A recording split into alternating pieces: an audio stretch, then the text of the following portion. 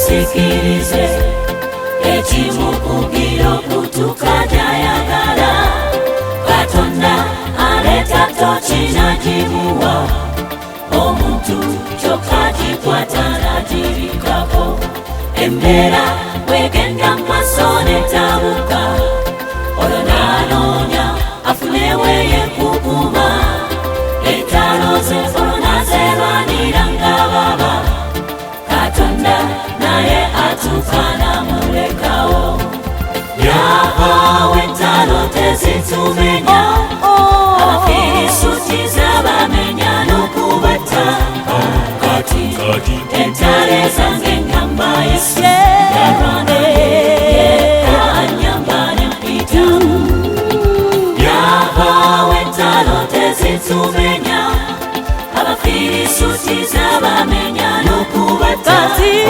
kati entalo zange ngamba Yesu yarwana yekka annyamba ne mpitamu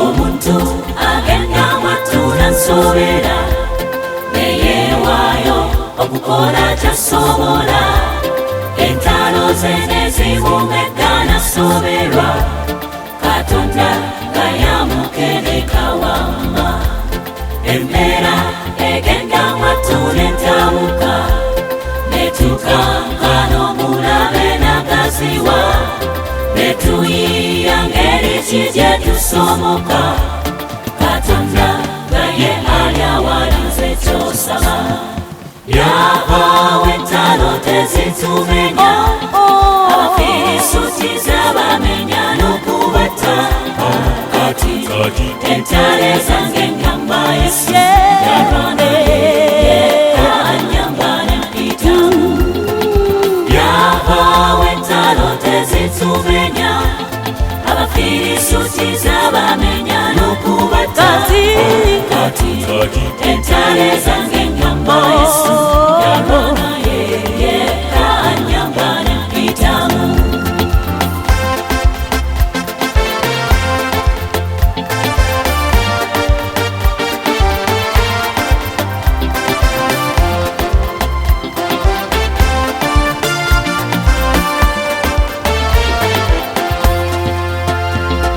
ebizibu bwebikuyitirira obungi olwo n'otambula bonneyo n'obagamba osuubira nti waliwo anakuyamba ovaawo emboozi kw'olwobanyumyayo omuyambi abeera wawona kulinda newerwanako naye nga tomuyita ayagala omugambeko ajja kuyambe erinnya lye ye Yesu eyajja okuyamba yavaawo entalo tezitumenya Abafirisuuti zabamenya n'okubata kati entalo zange ngamba Yesu yarwana yekka annyamba ne mpitamu yavaawo entalo tezitumenya Abafirisuuti zabamenya n'okubata kati entalo zange ngamba Yesu yarwana yekka annyamba ne mpitamu kati entalo zange ngamba Yesu yarwana yekka annyamba ne mpitamu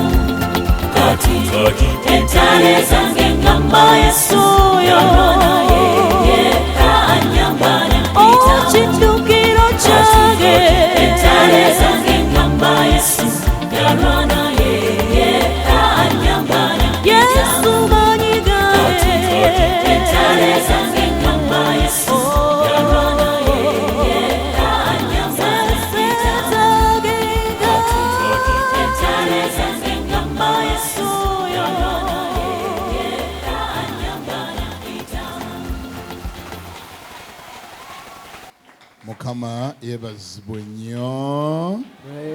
Praise the Lord. Hallelujah.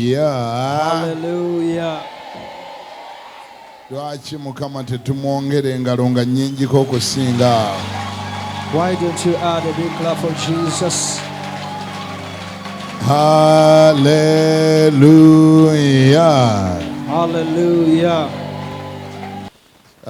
Musumba Stephen Busulwa Sebo nsanyuse okumpita okujjana ateera kama favors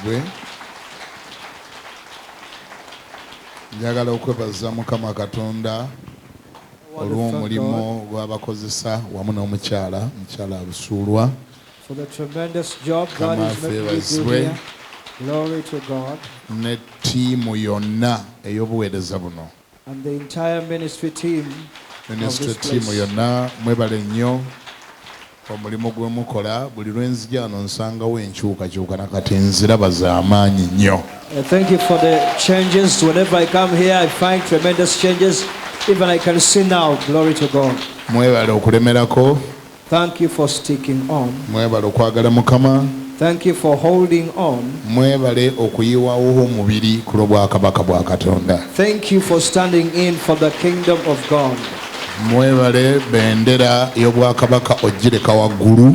Thank you for hoisting up the flag of the kingdom. Era mwebale otukiikirira obulungi mu kitundu kino. Thank you for representing us in a better way in this place. Mukama akibabalire abawe nnyo omukisa. May God count it on your account and bless you. Musobola okutuulako. You could take your seats. Ndeeta okulamusa okuva mu Christianity Focus Center. I bring greetings from Christianity Focus Center. Ate era n'okusingira ddala okuva eri mukyala wange Pastor Cindy Nalongo. Most especially from Bishop's wife Pastor Cindy Nalongo. Afunye mbufunye bimutawaanyiza naye yabadde ayagala okubeera wano olwaleero. She just got a little bit busy but desired to be here today. Naye abatumidde nnyo. But she sent regards. N'abagamba nti Happy New Year. And she said Happy New Year. Mukama agulumizibwe. Ndeeta atera okulamusa okuva mu 93 Kingdom FM. I also bring greetings from 93 Kingdom FM. Ne KTV. And KTV. Ekoti nyingi ne mu National Pastors Platform of Uganda. And even from the National Pastors Platform of Uganda. Bonna basindise okulamusa kwabwe. They have all sent their warm regards.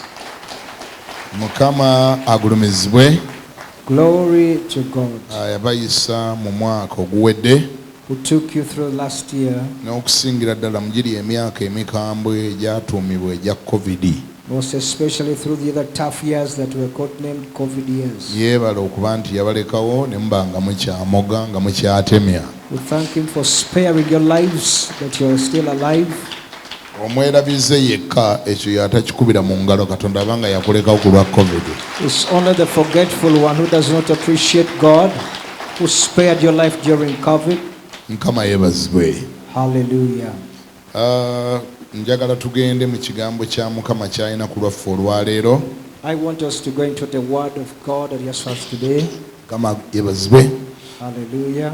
Amen. Amina. Ekitabo kya Balooma. The book of Romans. Eyo Mukama gye yajja ebigambo ng'abiyisa mu musumba waffe w'omu kifo kino.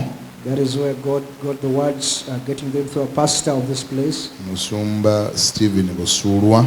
Pastor Stephen Busulwa. Mu kitabo kya Balooma essula y'e-12. Romans chapter 12. Olunyiriri olusooka.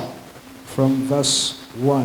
Ebigambo gye byasimbuse eyo. That's where the words emanated from. Njagala okwebaza Mukama Katonda olw'abaweereza bonna abaweereza mu conference eno n'okutuuka olwaleero. I want to thank God for all the ministers who have ministered in this conference up to today. Oba tukube engalo tuzikubire ddala kasita tuzikubira Mukama. If we need to clap, let us clap for the Lord. Manyi I know nga Mukama abakozesezza nnyo era ne babagasa nnyo. That the Lord has used them tremendously and they have benefited you. Akati nze ekindeese just kuteekako siiru. And I've just come here just to put a seal. Amina. Amen. Balumi atugambye Romans has told us, nti kyenvudde mbeegayirira that's why I beseech you, abooluganda brethren, olw'okusaasira kwa Katonda by the mercies of God, okuwangayo emibiri gyammwe that you present your bodies saddaaka ennamu as a living sacrifice, nga ntukuvu holy, esanyusa Katonda, acceptable to God, kuno nno nga kwe kuweereza kwammwe okw'amagezi. which is your reasonable service. So temufaananyirizibwanga ng'emirembe gino, And do not be conformed to this world, naye mukyusibwenga but be ye transformed olw'okufuula amagezi gammwe amaggya, by the renewing of your mind, mulyoke mukemenga bwe biri Katonda by'ayagala, that you may prove what is that good ebirungi ate era ebisanyusa, and acceptable and perfect ebituufu. will of God. Gambako nti amiina. Say amen. Omwoyo mutukuvu tukwebazizza nnyo Holy Spirit, how we thank you olw'ebigambo byonna by'otusomesezza era bye tuyize ewiiki eno, for the words that you've told us this entire week, ate era n'ebyo by'okyayagala okwongera okutuyigiriza. and for them words you still want to teach us. Tuguddewo emitima gyaffe n'olwaleero ate era tuyige. We open our hearts to continue learning. Tukusaba nti leka okwagala kukolebwe mu ddakiika ze tunaamala wano. We therefore ask you that let your will be done. The minutes we're going to be Yongera here. otwebikkulira kuba kwe kuyaana kwaffe okwongera okukumanya. Continue to reveal yourself unto us, because it is our desire to know you. Twogera ng'omutume muweerezaawo Pawulo bwe yagamba We speak as Apostle Paul said, nti ndyoke mutegeere ye that I may know him n'obuyinza n'amaanyi eby'okuzuukira kwe. and the power of his resurrection. Tuyambe okwongera okukumanya. Help us to continue to know Tuyambe you, okutegeera okwagala kwo. to understand your will, Mu linnya erisinga amannya gonna, in the name above every name, erya Yesu Kristo Mukama waffe era omulokozi. that name of Jesus Christ our Lord and Savior. Kampulire agamba nti amiina. Say amen. Baluumi atugambye Romans has told us, atandise atwegayirira. he began by begging us. Atandise atwegayirira. He began by beseeching us, Sina kutusaba not even requesting, naye kutwegayirira. but he was begging us. Ebigambo ebyo ebibiri bya njawulo Those two words are different, wadde bitera okufaanana. even though they look alike. Omuntu bw'akwegayirira When somebody begs you, kitegeeza nti yasoose kusaba n'ogaana, it means he first asked of you and you refused. n'ayongeramu ekirungo Added an ingredient eky'okwegayirira.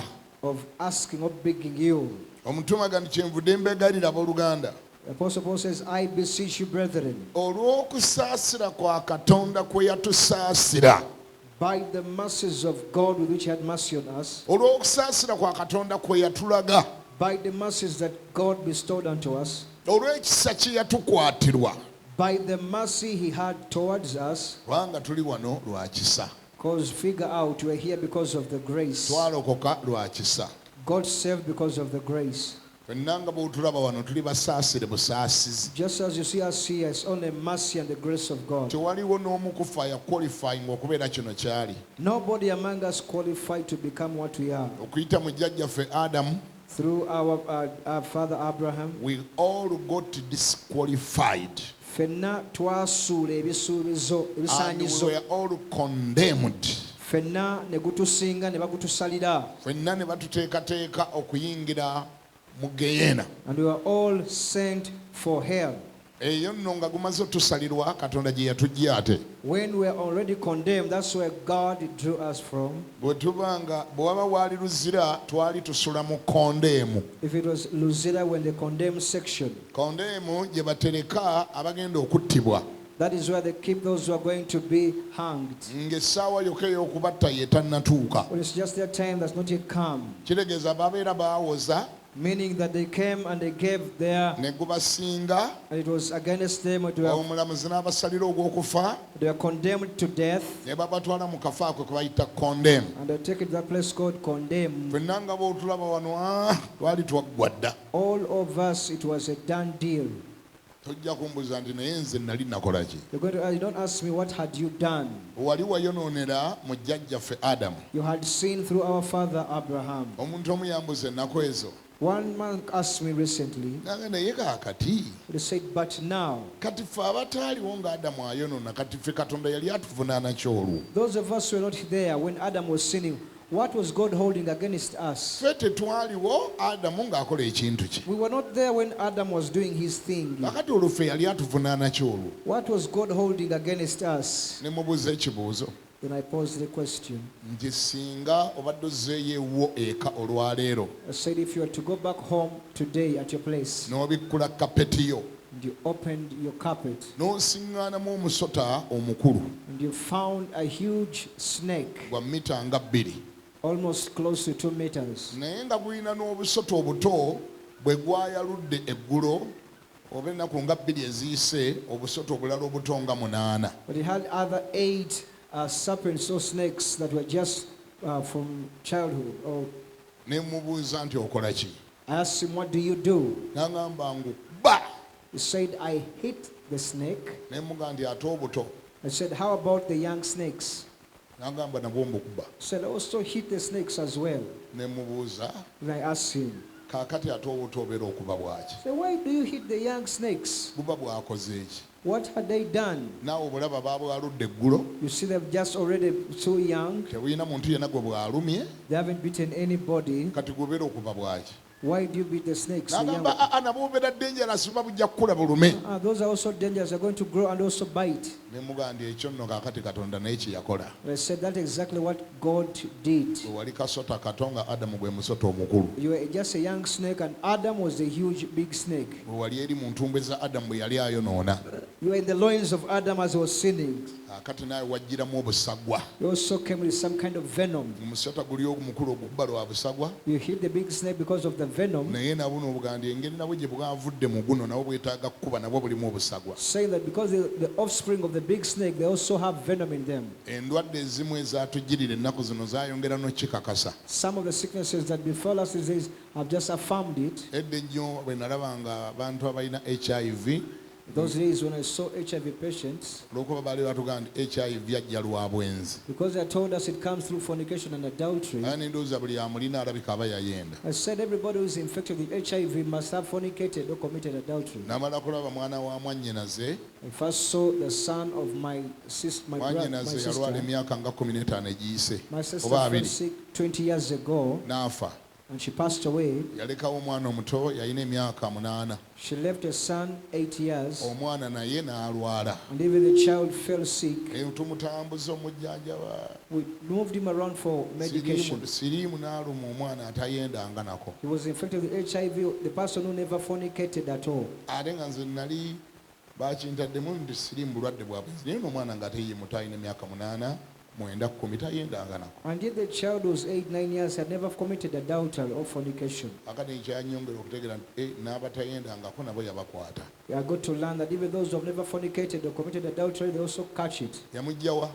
Where did he get it from? Yamugja mu muzadde. From the parents. Ekibi nakyo bwe kityo bwe kyakula. That is the nature of sin. Waliwo kye twasikira obusikiriza okuva mu Adamu ne kijjira mu bulamu bwaffe. There is some sin we inherited from the loins of Adam. Akati ye Katonda Now God, bwe yatuuka okisalira omusango yakisalira mulundi gumu. when he came to condemn evil and sin, he condemned it at once. Nga naye bwe waligenze mu lusuku lwo nga lwayonooneka, Just so that got your plantation, it was already soiled, and nga lwaliibwa kayovu, when it was already infected by some pest. kozi ensiku zitera kulibwa bulwadde ki?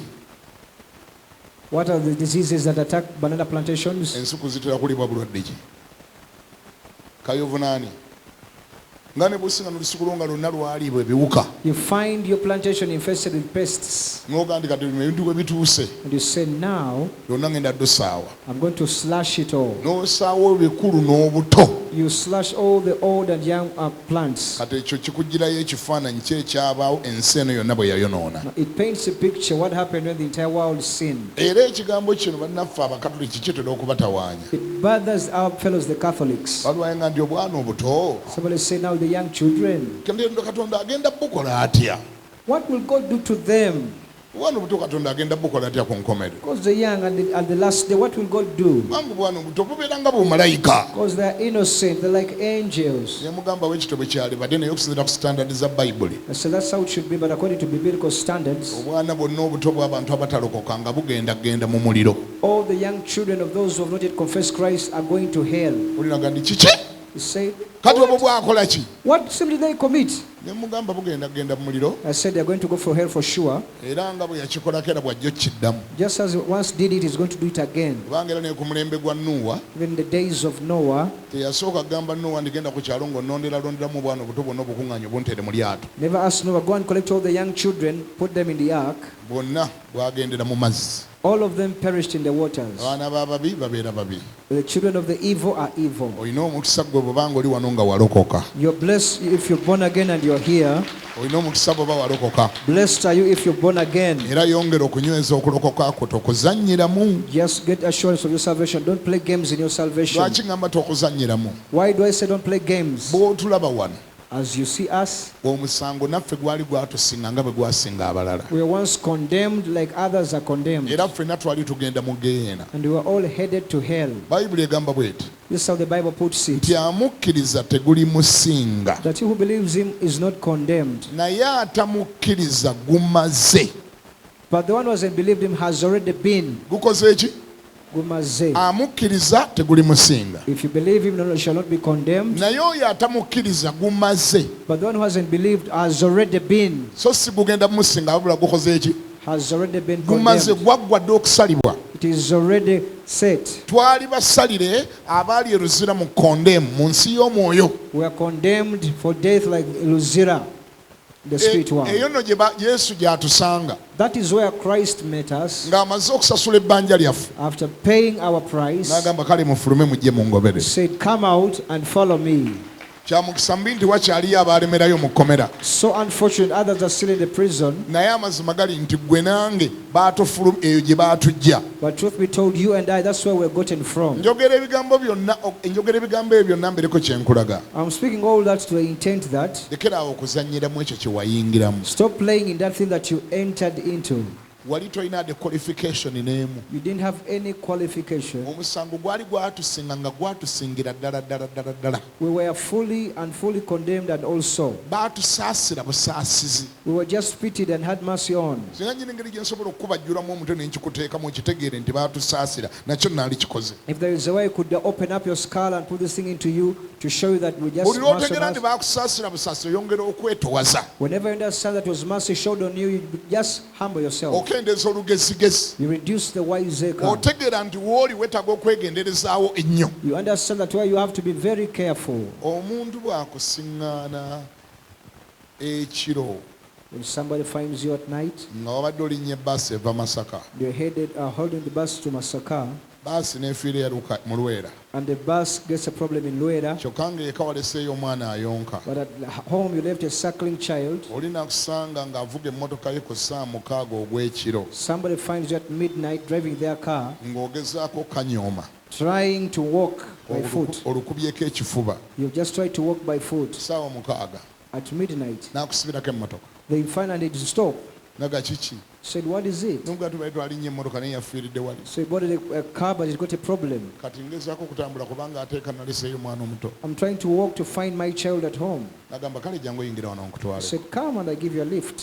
ekyo kye bayita ekisa That's called mercy and grace. kati bwetuula mu mmotoka ey'engeri ng'eyo When you sit in such a car, kiba kyamagezi okubeera omwegendereza obutakoleramu lugezigezi it is wise for you to be careful in someone's car.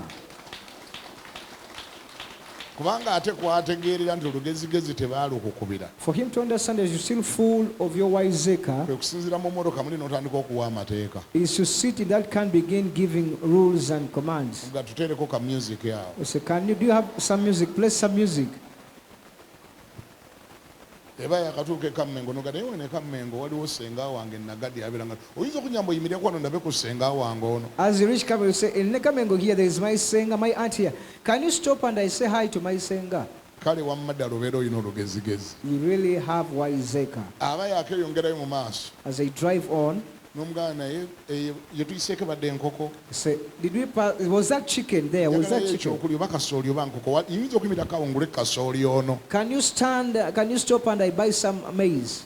kati gwe kitegeeza nti walemeddwa okutegeera nti oli mu mmotoka eno lwa kisa It means you fail to understand that you're in this car because of the grace. otandise okukoleramu olugezigezi You're doing your wiseacre from it. omuntu ategeera ekisa kyekitegeeza omusulo ne bwe guluma ku ssaawa eyo osiba musibe nga nja kunkumula ebusega Even if you you feel you want to urinate, if you understand the grace, you say, I've got to stop it, but I'll urinate in Busega. omusajja yanyambye buyambi The man just helped me. wano tebakolerawo olugezigezi You cannot do your wiseacre from here. ekyo kye bayita ekisa That is called the grace. oli bwakujja eruzira nga badde bakusiba If someone takes you from Luzira, ng'obadde mu kondeemu you'd condemn unit.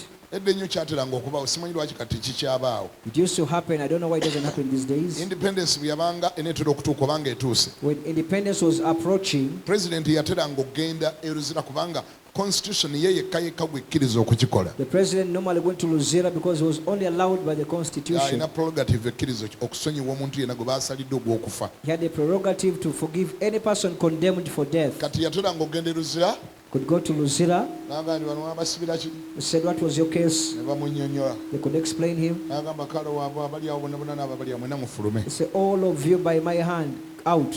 kati ekyo kibayite ekiki That is what is called what? tolina bw'ofuluma noddeire bwe linoga nti he tebanzije obadde bampita wakusaaga You can't- saavuddeyo You can't say, they were joking with me, I came out. Didn't I come out?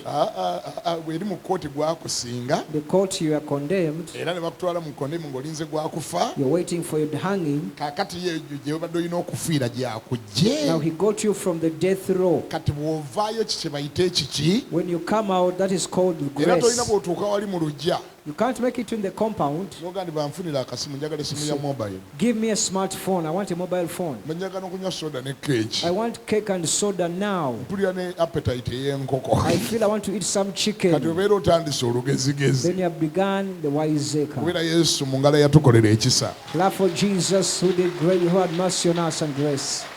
mukubire mu ngalo yatukolera ekisa I said clap for the one who showed grace to us. pawulo mu kuwandiika bino ekyo kye yali agezaako okutujjukiza In writing this, that is what Paul was wanting to nti remind us. twalokoka lwa kisa That we got saved by wano we grace. tutuddewo lwa kisa We seated here by grace. ne bye tukola byonna ntubikola lwa kisa And whatever we do here, we do it because of the grace. tuli baakasasiro be baalondayo ku dustbin yesu n'atuleeta n'atuzigula n'atuwagala buwagazi ne sitirwaya n'atutuusa wano We are just trash gotten from the dustbin, and Jesus came and wiped us with silverware and with his blood and ono brought us here. yabulaga nti I beseech you that Nti mbeegayiridde abooluganda by the mercies of God olw'okusaasira kwa Katonda that you present your bodies a living sacrifice. nti muwengayo emibiri gyammwe nga ssaddaaka ennamu. omubiri gwe bagamba okuwaayo The body they ask you to give, gwe bagamba oguwa the one they're telling you to give it yoli to, ayakulonda ku dustbin is the one who took you from the trash. yoli dustbin. ayakuwa chance endala Is the one who gave you a second chance. yakuwa bubi chance endala He just gave you a second gwe chance. bagamba nti kwata omubiri gwe kwata obulamu bwo obumuwe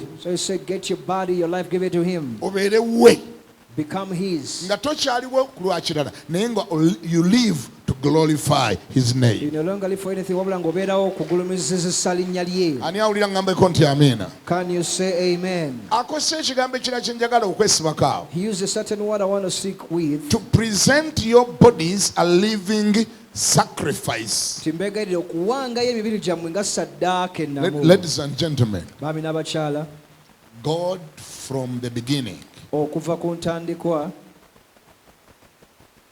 the relationship he has with us enkolagana gy'alina naffe is based on the ability to sacrifice. yeesigamye ku busobozi kuwa saddaaka. Somebody say sacrifice. Yogera ekigambo saddaaka. Ogere njule gani sacrifice. Kati bwe tulowooza sacrifice tulina zakuleeta za biweebwayo zokka zino eza ssente. You only think that the sacrifices are monetary, money Nga sacrifices. tonnawaayo na ssente. Even before you give money, Enkolagana yaffe ne Katonda our relationship with God yeesigamye ku saddaaka. is based on sacrifice. Nga tonnalowooza na ku bya ssente. Even before you think of the money, Enkolagana yo ne Katonda. your relationship with God. It is a sacrificial relationship. Nkolagana ya saddaaka, Yeesigamye ku saddaaka. based on sacrifice. Kubanga ensi eno ejjudde ebikusika. This world is full of things that pull you. Naye nga buli ekikusika kinoonya ojeemere Katonda. But whatever is pulling you seeks for your disobeying God. Kinoonya okujja ku Katonda. To take you from God, Kinoonya omunyiize. wants you to annoy God. Eriyo ne bwe yonna gye ttambulira wajjudde ebisika obulamu bwaffe nga byagala ngeri ki gye tunyiizaamu Katonda. Outside there are so full of things that want us to pull us from God to annoy Him. Bassebo ne bannyabo.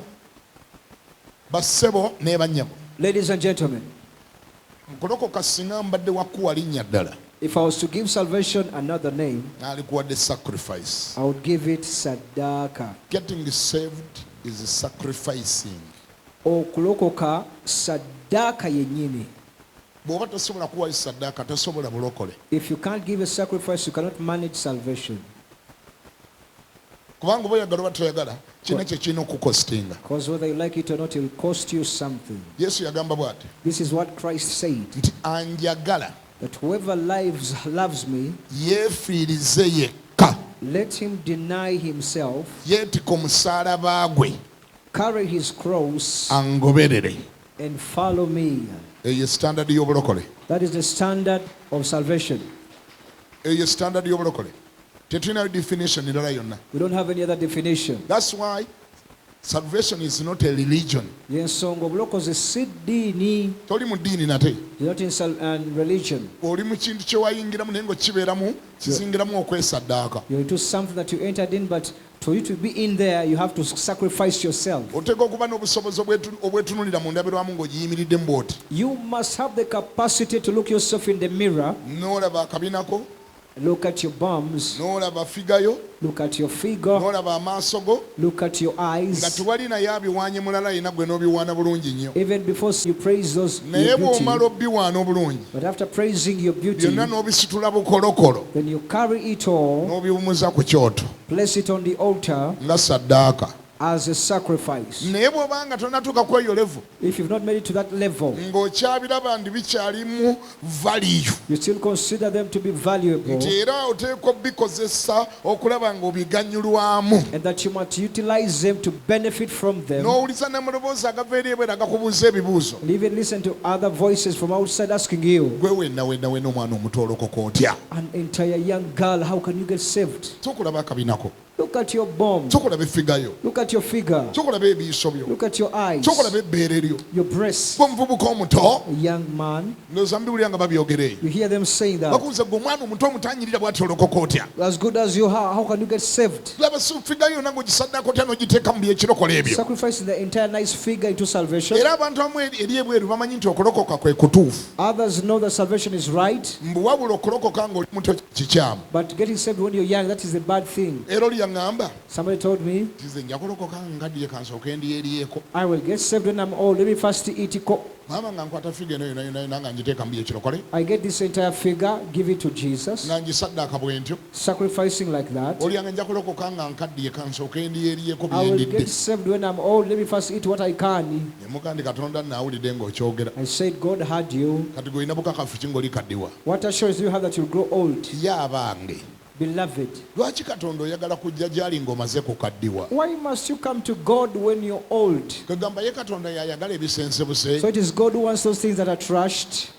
Oyagala otwala eri boddeyo akabinako ebbeere lyo bamale okulisensebula eri yonna yonna kwegamba omale bulungi okuggwamu supu nga wena ofuuse ekikalapwa olyoke ekikalapwa okireetere Yesu muge kati nzize kati wano ne bwondokola You want to take your kati body, wano olokola. your juicy life, they utilize it, and then after when everything is drained out of you, you come dry to Jesus and say, Jesus, now you can save me. egamba ensi esooke kunywemu supu yenna yenna ye yesu omuleetera ebiswazi. You want the world to drain every soup out of you, and then you bring leftovers to Jesus. Eggulu sinze ndiyinako amateeka I don't have authority over heaven, naye kino yesu nakimugamba.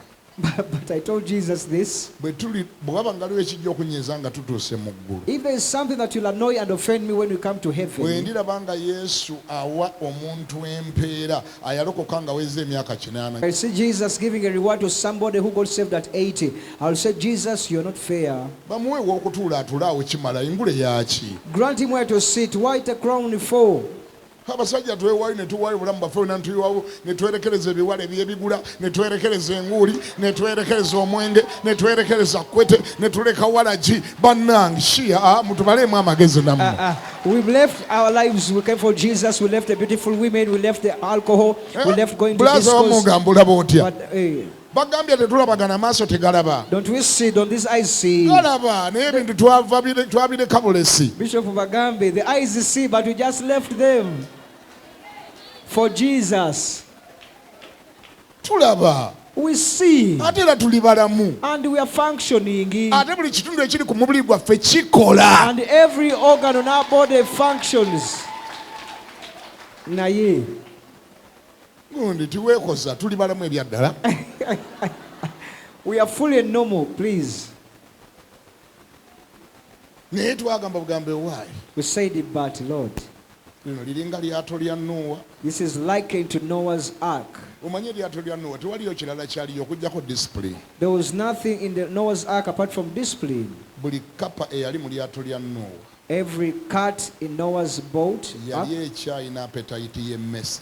had the appetite to eat rats, Na bulingo and every leopard yali ekyayina buli nnyo appetite y'embuzi. had the appetite to eat goats. Naye ng'egirabako n'egitunuulira n'egisembera n'egamba Mukama yeebazibwe oluganda. It could just look at it, come close, and say, praise the Lord. Ne kapa n'eddamu nti eme. And the God could say, amen. N'engo n'esemberera embuzi. And the leopard could come close to a goat, Egiga nti haleluya. say, hallelujah. Embuzi n'eddamu nti eme. And the God could say, amen. Bintu byakwerekereza. Discipline and denial. Kubira Yesu engalo obanga wazze. Clap for Jesus if you can.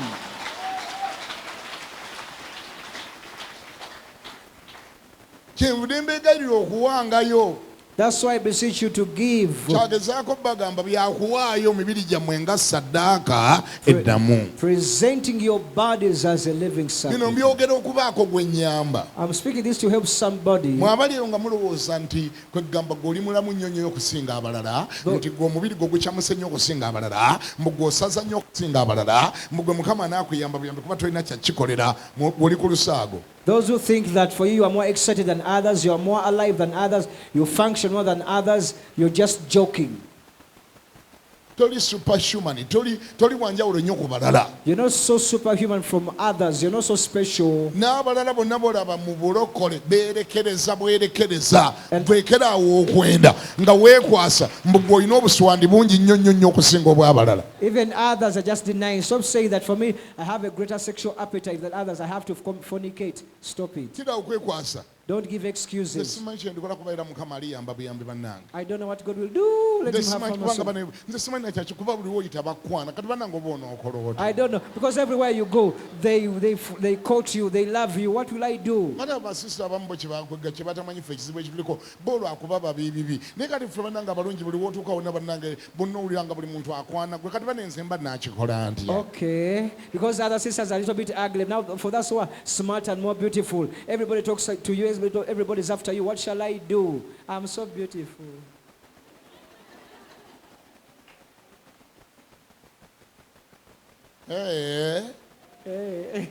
Kulokoka saddaaka. Getting born again and saved is sacrifice. Okulokoka saddaaka. Getting born again is sacrifice. Ate saddaaka eyo gireeta nnamu. And you bring that sacrifice alive. Toleeta nfu.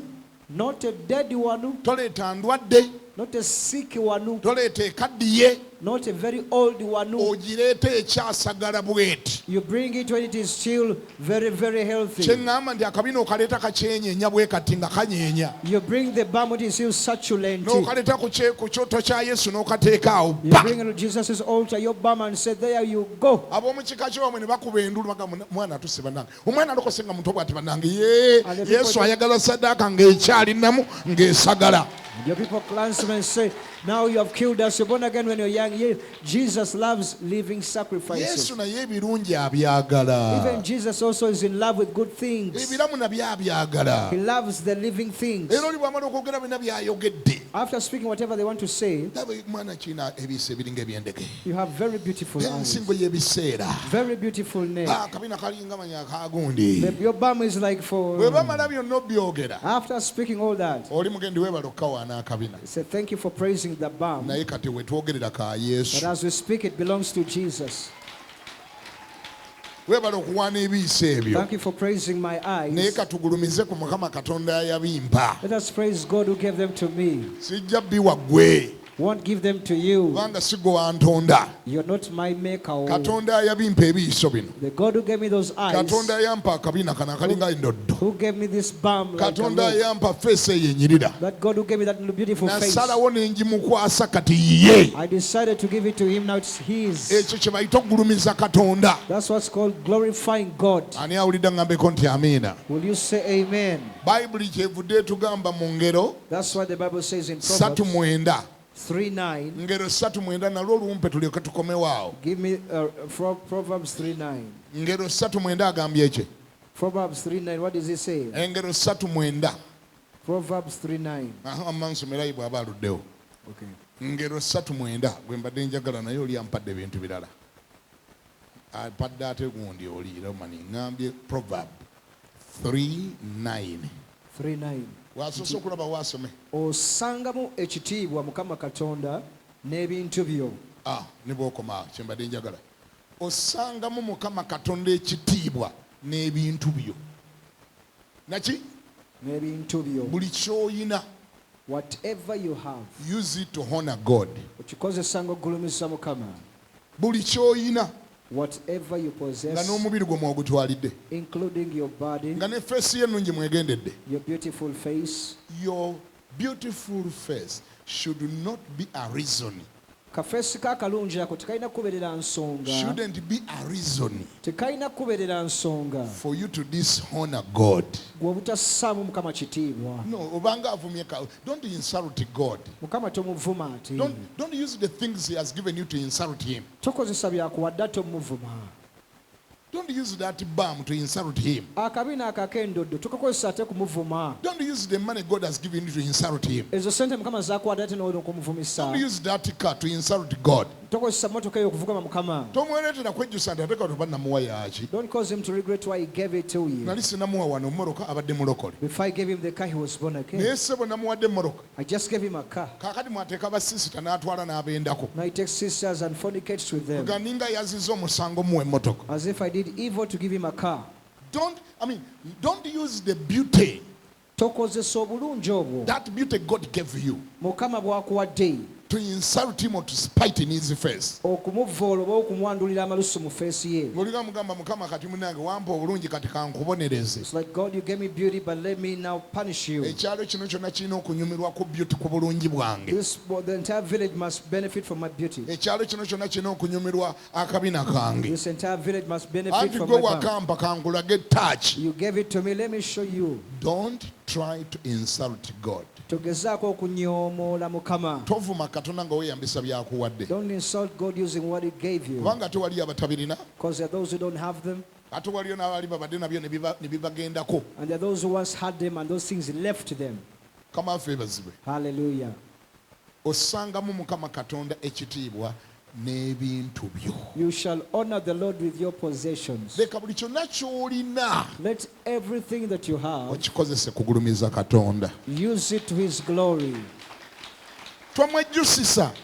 Don't cause him to regret. Tomwejjusa kutandika kubuuza nti kale lwaki nakimuwa. To begin asking, why did he give it to you? Kale lwaki nawa Nancha akabina ako. Why did I give Nancha that bump? Akabina nga kamuleetedde okwenda. It has caused him to commit adultery. Kale lwaki bulazi we namuwa ssente ezo. Why did I give that money to that brother? Bayibuli gani Mukama Katonda ne yejjusa lwaki yakola The omuntu. Bible says God regretted why he made man. N'agamba nejjusizza He says, I deeply regret kubanga nakola omuntu. because I formed man. Toleetera Katonda kwejjusa lwaki yakufula ekyo ky'oli. Don't cause God to regret why he made you what you are. Ssaamu Katonda ekitiibwa Honor God n'obuyigirize bwo. with your education. Ssaamu Katonda ekitiibwa Honor the Lord ne connection z'oyina, with the connections you got, opportunity z'ofunye, the opportunities you ssente have, z'oyina, the money you have, beauty gy'oyina. your beauty. Use it all for the glory of God. byonna bikozesenga olw'ekitiibwa kya Katonda. Ani awulira ngambeko nti amiina? Give me an amen. Siwulidde gambako nti amiina. Say amen.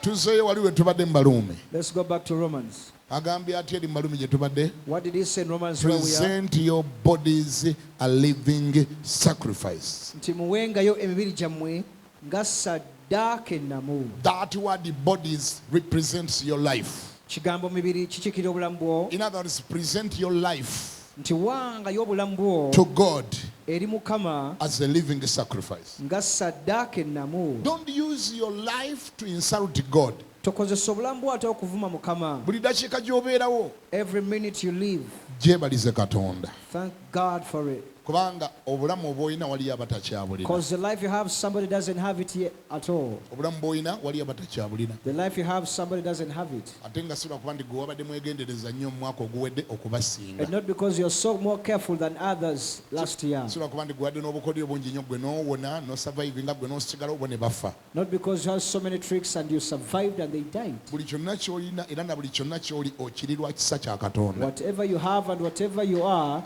by the sheer grace of God. Omulimu gw'olina ogulina lwa kisa kya Katonda. The job for the grace of God. Si lwakuba nti gwe wasinga okusoma. Not because you're more learned and educated. Waliyo abaakusinga okusoma abatagulina. There are those who have better qualifications than you, but they don't have a Buli job. kyogezaako okwewaanawaana nakyo. Whatever you want to brag yourself with. Waliyo abaali babadde nakyo n'okusinga. There are those who have ever possessed it even better than you. Weeyigiriza okwapreciatinga ekisa kya Katonda. Teach yourself to appreciate God's grace. Ani awulira ngambeko nti amiina? Can you say amen? That word mercy Ekigambo ekyo kisa is the same word as grace. kyekimu mu Luganda kyekiseera kyekimu. Grace, somebody say grace. Gamba nti ekisa. Ekyo ky'oli kyonna okiri lwa kisa. You are whatever you are by the grace of Somebody God. say grace. Bwe busobozi Katonda bw'agaba. That's the ability Grace. God gives. Grace bwe busobozi Katonda bw'awa omuntu. That's the ability God gives a man. Buli kyonna ky'oli Whatever you are, weeyigiriza oga nti it has been God's grace. teach yourself again. Abadde Mukama kisa kya It Katonda. is by God's grace that you are living today, Lwa kisa kya Katonda nti oli mulamu leero. while others died in the year 2022. Abalala nga baafiira mu mwaka oguwedde. For sure. Mazima. There are even those that died on 31st December when they had gone to cross the year at Freedom City. Waliwo n'abaafiira ku njegoyego y'omwaka guno nga gutandika oba ng'oli nga guggwako nga bagenze kuyingira mu guno ne bafa nga guli guggwako. Bagenda we balowooza nti wewasingako obulungi ogucrossinga ne batakrossinga. They went to a spot they thought they were going to cross it better and they never crossed. Tubadde tulaba accident all over the place. We saw accidents. Mawulire gonna gadde gajjudde accident. All the newspapers referred to the The accident. question is why them, why not you? Ekibuuzo lwaki bali lwaki si ggwe? What is so special about you? Kyanjawulo nnyo nnyo kuliko ggwe. Oweegendereza nnyo, You're so careful. oli mugezi nnyo, You're so smart. kubanga oli kagezi nnyo, Because you are a kubanga professor. olina ssente nnyingi. You got a lot of money. Ekisa kya Katonda kye kikuleseewo paka olwaleero. The grace of God has left you and spared you up to today. N'okulokoka obulokosi walokoka lwa kisa. Even getting saved, you got saved by grace. Kubanga waliyo n'abaali baasoma theology nga bagendako ne mu Bible colleges, baali bagendako ne mu seminaariyo. Ekyewuunyisa kye kino nga n'okutuuka olwaleero bo tebannalokoka. Kale laba ggwe yali tamanyi yadde ennyiriri za Bayibuli ebbiri okuba nti ate kati ggwe mulokole kisa. What is amazing that those who went to theology to study the religion, but most of them are not even born again. But you, who doesn't even know two scriptures, you are here in Christ, enjoying Christ. It's a grace. N'okulokoka obulokosi kisa. Even merely getting born again is a grace. njogedde ku bisolo ebyali mu lyato lya Noah. I highlighted some animals in Noah's ark. What was so special about them? Kyanjawulo nnyo ki ekyakuli ku nsolo ezo? Noah bamugamba leetayo kapa bbiri, They asked Noah to bring in 2 cats, ensajja n'enkazi, male and female cats. leetayo n'engo bbiri, Bring 2 leopards, emmese bbiri, 2 rats, embuzi bbiri, 2 goats, engo bbiri, 2 leopards, ente bbiri. 2 Enjovu cows, bbiri. 2 elephants. The question, Ekibuuzo, what happened to the rest? ziri enjovu ze bataalonda zo kyesyazibaako? Were these ones more superior than the other? Zino ensolo Noah ze yafuna zaali zanjawulo ku nsolo zennaazo. Now, would they be in the boat, in the Noah's ark, and brag that we are so special?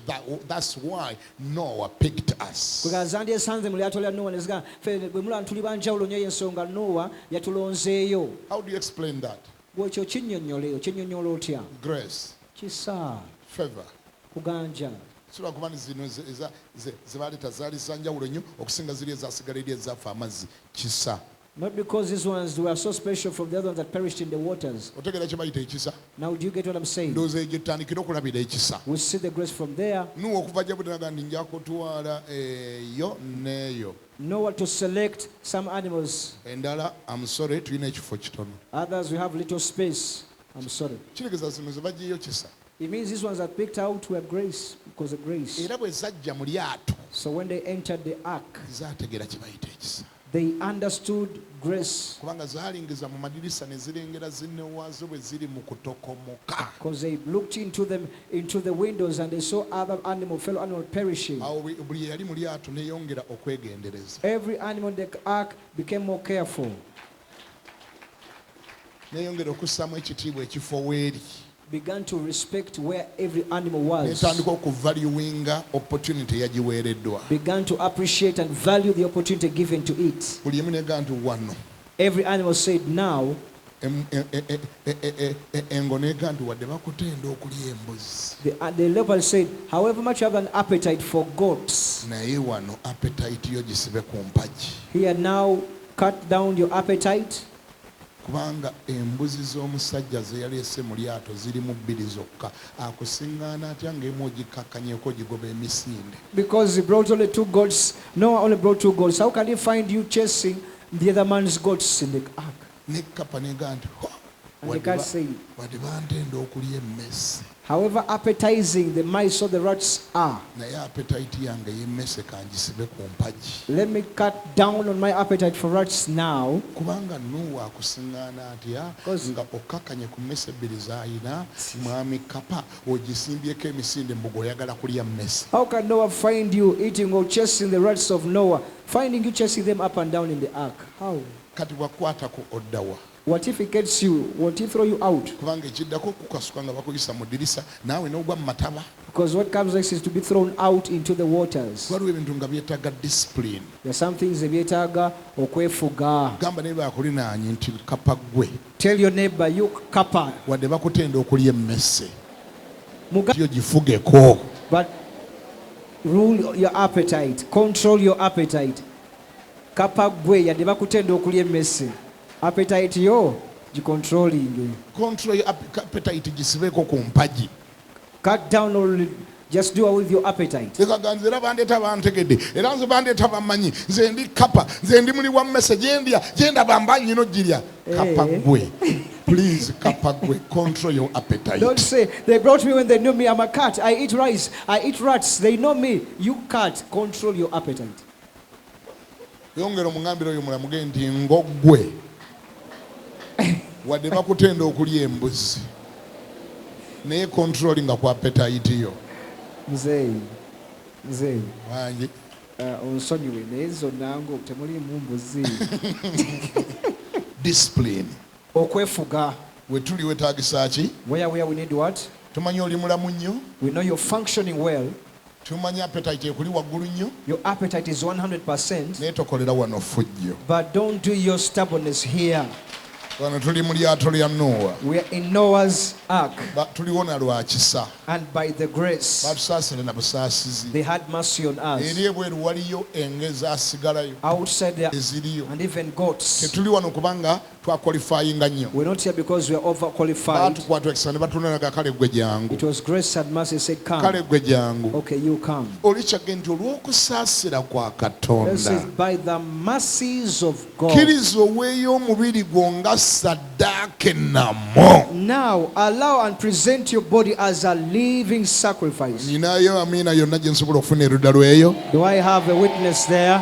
Say amen. ate bw'oba ogireeta gireete nga ntukuvu When you're bringing your sacrifice, bring it holy. gireete ng'eri acceptable to God Ng'ekkirizibwa mu maaso ga Mukama. which is your reasonable service Nga kwe kuweereza kwammwe okw'amagezi. kitegeeza Meaning to say, nti bw'ojja wano when you come here, bw'ojja wano when you come, tegeera please understand baakuyamba buyambi that you just had mercy or grace na buli upon. kyokolera eno mu mukama waffe Whatever you do in the Lord, toyomba don't quarrel, don't argue, teweemulugunya don't complain, totusaba misaala don't ask for salary.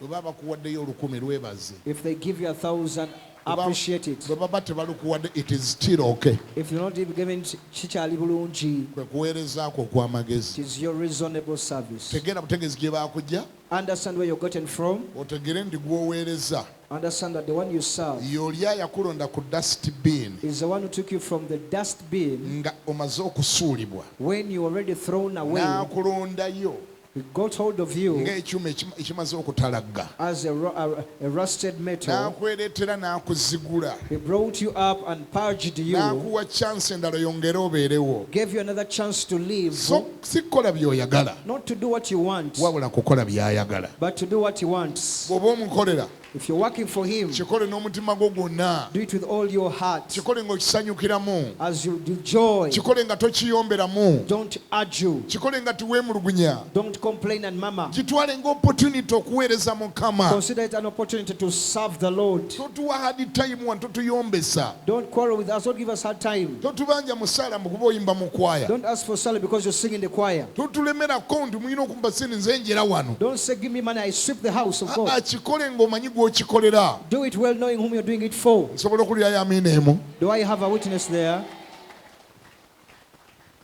obanga abaweereza kabaka wa buganda muwenda mutebi If those who serve the king of Uganda, Ronald Mwenda Mutebi, bagitwala nga privilege consider it as a kakisa or mukisa. to them it is a privilege to serve the king. Bo gye bali mukisa munene nnyo okuweereza kabaka. What about those that serves the king of kings? Kyandibadde kitya eri abo abaweereza kabaka w'abakabaka? Eh? Hello? If those that are serving a king of Buganda Oba- considers it a privilege, Oba abaweereza kabaka Ronald Mwenda Mutebi bakitwala ng'omukisa omunene okuweereza kabaka. it's a privilege to them. Mukisa munene nnyo gye bali. To them it's not an employment, it's a privilege. Bo si kalimu oba si mulimu, mukisa munene. When they are given something, that's okay. But even if they are not given, it's still okay with them. Bwe baweebwayo akatono kirungi, bwe bataweebwayo era mukisa munene. How about those that serves the Almighty God, the King of Kings? Kyandibadde kitya eri abo abaweereza kabaka w'abakabaka Katonda eyatonda eggulu n'ensi?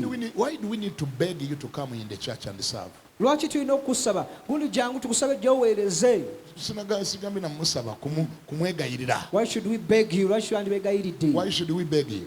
Lwaki twandibegayiridde? Lwaki twandikubya amavivi? Why should we put our knees Leero down? nojja enkya n'otajja. Today you come, tomorrow you don't Balina come. kusooka kwegayirira nnyo nnyo We okuweereza. have to first beg you to come and lead. It's just because tomanyi gy'oli, tomanyi ky'oliko, tomanyi gw'oweereza, tomutegeeranga, tomanyi gye yakujja, tomanyi w'oli olwaleero. Just because you do not know where you are, you don't know where he got you from, and you don't even know where you are today. Let me tell you something. Ulya kino, Katonda tebaatandise eggulu muweereza. they did not begin to serve God yesterday Kuba teyatandise eggulu okubaawo. because it did not begin existing yesterday. Abaamutandikako muweereza n'okufa baafadde baagenda. Those who began serving God, they died and went away already. Bamusa baamuweereza. The Moses served God. As a matter of fact, Musa we yaweerereza. By the time when Moses served God, Yalowooza n'okulowooza nti oba oli awo yasembayo. he even thought he's the last. katonda omulaga ndi gweokunsavinga is just a privilege. For God to show him to go kuweereza nze kakisa. You're actually not doing me any favor. Tolinga nyamba Musa. Ekiseera kyatuuka The time came omulaga nti yasigadde katonda. to show him that he was still divine. Namugamba, my son, He said, mutabani, today is your last day. olwaleero no lusembayo. Nagamba, what? Musa nagaye, what?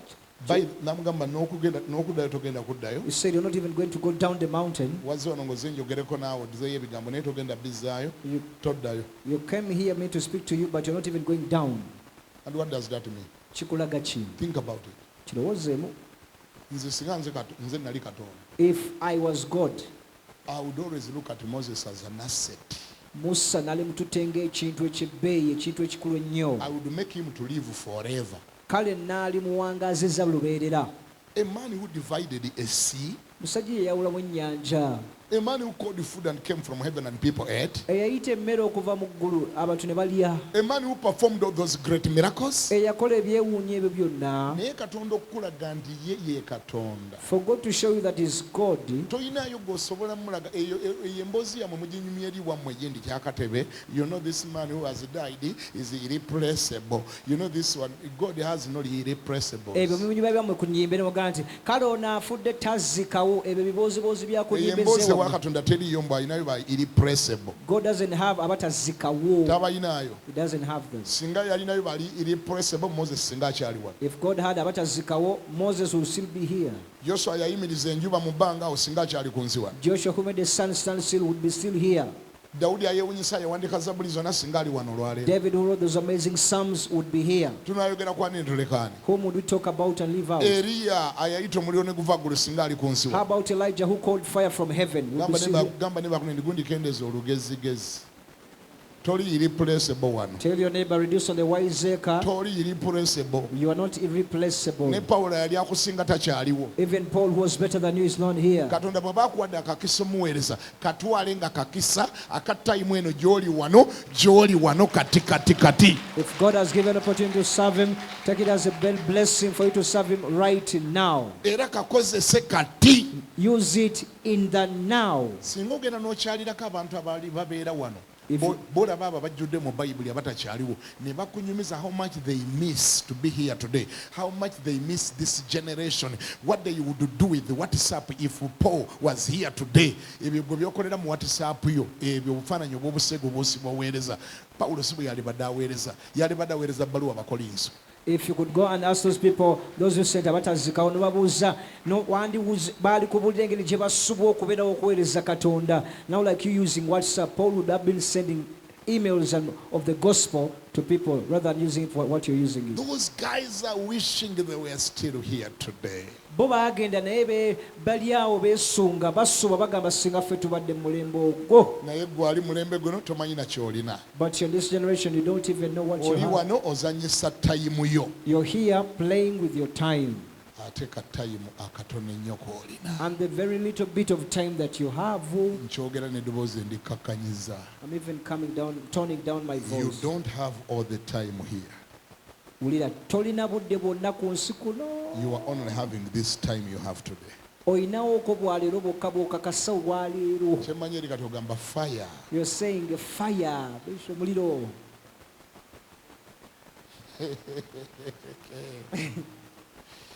Oyogera fire naye ng'ebyokugenda bya ddala. You say fire, but going is mandatory. Ebyokugenda bya ddala. Going is real stuff, real. Okumanya Katonda ayagala okusigala nga ye Katonda. God wants to remain God. Toyinaayo gw'osobola mulaga n'oga nti oyo bw'omuggyawo obeera ofiiriddwa nnyo era Katonda ojja kulwala omusujja, ojja kulwala ekitengo, ojja kulwala simanyi na bw'onodda Mukama oba onodda wa tamulinaayo. Katonda talinayo muntu wa ngeri ng'eyo. God doesn't have any person you can point at and say, if you lose such a person, God, you're going to be in a very great loss. You're going to lose. I don't even know how you're going to replace that person. God doesn't have irreplaceables. Ababadde wano mu njiri okumala akabanga. Those of us who've been in the gospel for long, Omutume balabye ekkubo bwe yafa. when Apostle Deo Balabikubo passed away, Ekibuga kyalimu ekibuuzo eki. the city had one question. Ayi Mukama kati ekkanisa egenda kukola eki. Oh Lord, what's the church going to do? Kati ekkanisa egenda kuddawa Mukama. Where's the church going to Kati go? obulokole Mukama bugenda kweyongerayo butya. How is salvation going to go on? Eyo mboozi ya wano ku nsi. That is just this gossip of this world. kubanga ekyo mubeera mukibuuza abaera alyenge abeera eri nga naye ababuuza nti musa bwe yavaawo ki ekyaddako. As you're asking that, God is also asking their side. When Moses went away, what happened? mwagala kuga nti oyo gwe ntutte w'amaanyi nnyo okusinga Musa. You want to tell me that that one I've taken is greater than Moses? olaba ne Musa namuggyako switch ne mugamba come here, come home. If I switched off Moses and said, come away, Kasebo. tolinayo gwosobola kumulaga. There's no one you can show God. katonda tebamuleegako mpale. You don't bring your trousers on God, your pants to God. simanyi owulira. Amina. tomuyamba buyambi omuweereza. don't think you are helping God. You're not doing God a favor to serve Him. actually it is you who is favored Gwe basaasidde to be serving this God now. okuba nti gweweereza Katonda it is kati you who is privileged, gwaweereddwa akakisa, not God. si Mukama. God has seen it all. Mukama yabirabaalabadda byonna. yali abadde ne bannaggwano He has ever had champions and great mu men. mulembe gwa bayibuli n'emu egyo emirembe egivuddewo. In the days of the Bible and the days of God's bw'oba generals. osoma church history genda osome ku basajja balinga Smith Wigglesworth. Go and read about Smith Wigglesworth. kyalo kyonna yabanga akiyitako emizimu gyonna ne gikaaba. He would walk and people could scream, demons could leave people just by him. bw'abayita mu wino abantu bagwa eri ne bagwa mu midaala gyabwe. As we were passing a window market, people could just be slain under the amafuta power. agamuliko nga gamansuka nga buganga. He had power, could slain people. ge tolina yadde akafuta akagoba enswera. You don't even have the anointing to chase away flies.